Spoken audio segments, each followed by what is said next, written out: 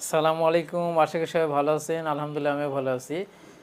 আজকে আপনাদের সাথে নতুন একটি ভিডিও নিয়ে হাজির হলাম। আজকে আমরা আলোচনা করব মডাল ফ্রেজ। মডাল ফ্রেজ কোনগুলো এবং কিভাবে মডাল ফ্রেজ দিয়ে আমরা সহজে অনেকগুলো বাক্য তৈরি করতে পারি সে বিষয়টি নিয়ে বিস্তারিত আলোচনা করব।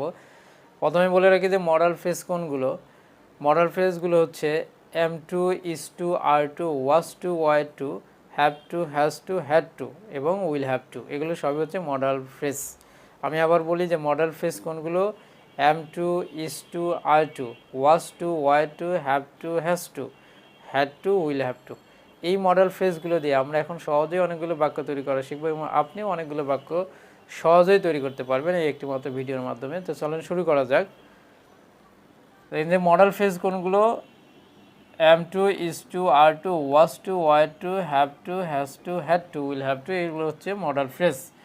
এই পাশে আমি কিছু বাংলা বাক্য লিখেছি এই পাশে এবং এই বাংলা বাক্যের আমরা ইংরেজি ট্রান্সলেট করেছি। দেখেন, আমাকে যেতে হয়, তোমাকে যেতে হয়, আমাদের যেতে হয়, তাকে যেতে হয়, আমাকে যেতে হতো, তাকে যেতে হবে, আমাকে যেতে হবে, আমাকে যেতে হয়েছিল, তোমাদের যেতে হয়েছিল, আমাদের যেতে হতো, আমাকে যেতে হবেই, আমাকে খেতে হবেই, এগুলো বাংলা সেন্টেন্স লিখেছি এবং এই বাংলা সেন্টেন্সকে আমরা এই মডাল ফ্রেজগুলো দিয়ে ইংলিশে লেখা শিখবো ইনশাল্লাহ। দেখেন, আমাকে যেতে হয়, এটার ইংরেজি আমরা কীভাবে বলবো? I am to go. আমাকে যেতে হয়, আই অ্যাম টু গো। এই যে দেখেন, অ্যাম টু এর নিচে আমি দাগ দিয়েছি, এই অ্যাম টু হচ্ছে modal phrase, I am to go. এটাকে কখনোই আপনারা মডাল ভার্ব বলবেন না, এটা হচ্ছে modal phrase, I am to go.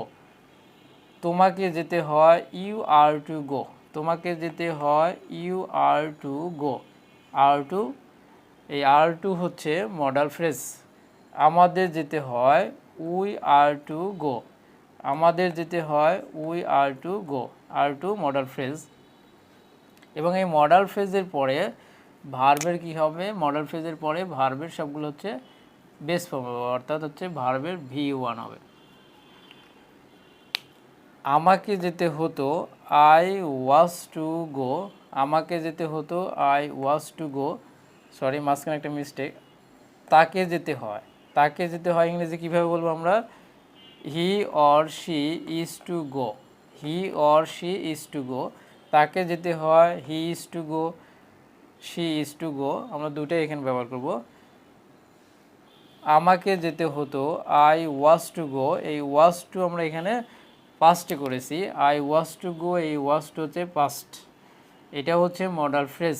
এবং দেখেন, ওয়াজ টু এর পরে ভার্বের V1 আছে, সবসময় ওয়াজ টু এর পরে অর্থাৎ মডাল ফ্রেজের পরে ভার্বের V1 ইউজ করবো আমরা।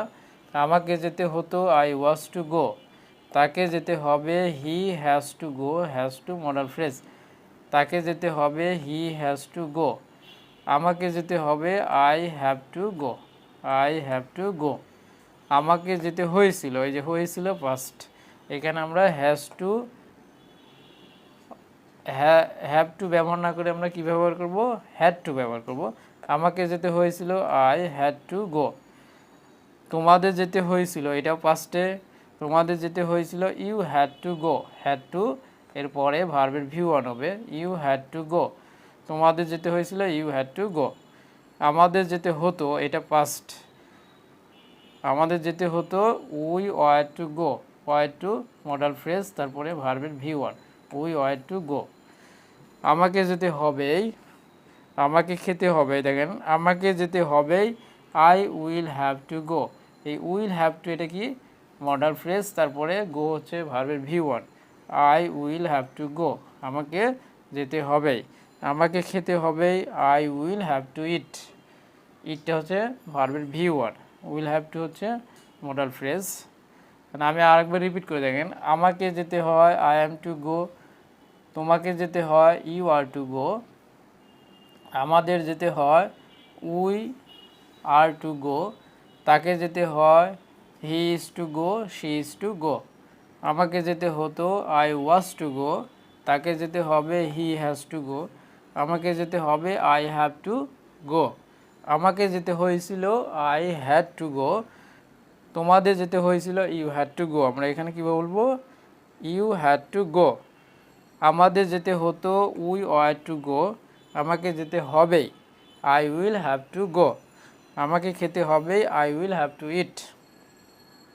এখানে আমরা সহজেই অনেকগুলো এই মডাল ফ্রেজ দিয়ে বাক্য তৈরি করা শিখলাম, এবং আপনিও যদি এভাবে চর্চা করেন আপনি অনেকগুলো বাক্য সহজেই তৈরি করতে পারবেন। শুধু আপনাকে বারবার প্র্যাকটিস করতে হবে।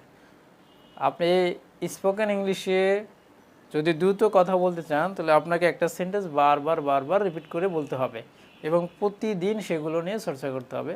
তো সবাই ভালো থাকবেন।